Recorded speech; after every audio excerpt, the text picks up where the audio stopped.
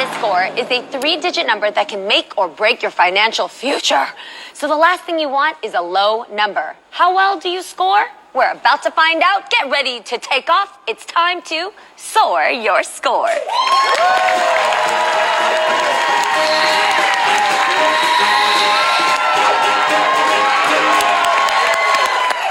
We're excited to welcome back our favorite award-winning teacher of financial empowerment, the budgetnista, Tiffany Alicia.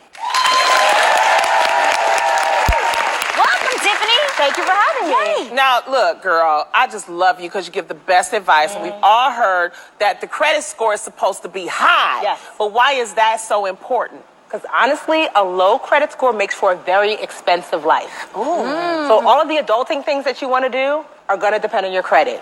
The job that you want to get, your credit score might be important. The car that you want to drive, the house that you want to get. If you want to rent someplace, they're all going to look at your score. So you're going to need a decent credit score in order to move forward. What's a decent credit score? Yeah. So I would say, ideally in the 700s. If you have a 740 or better, people are always striving for a perfect credit score, which is an 850. Okay. But 740 is going to get you basically the same interest rates as an 850. So 740 or better. Okay. Good to know. About to write that down. 740 or better. Yes. Yeah. Tiffany told us she wants to put us to the test today. She's going to make a statement about credit scores, and we have to say whether we think it's true or false. Yeah. All right. I'm excited Take it away, about this. Tiffany. I got my paddle. I'm ready. Okay, so are you ready? Yes. So applying for new credit, like a loan or a car loan, that does not negatively affect your score. True or false? Applying? Yes, applying. It does not negatively affect your score. Oh, Not- not I say negatively? false. Yeah. False, you're right. It does. Anytime that you apply for credit, it's going to bring down your score. Yes, even if you don't get it. Because when they run it, Yep. every time they run it, it brings it down, right? Yeah, potentially up to 30 points. Why is Every that? time they run your, why do they do that? Why? Because it looks like you're trying to get yourself into more debt. Yeah. And it shows that you're a dangerous borrower. Yep. Oh. How long should you keep something in your mama's name?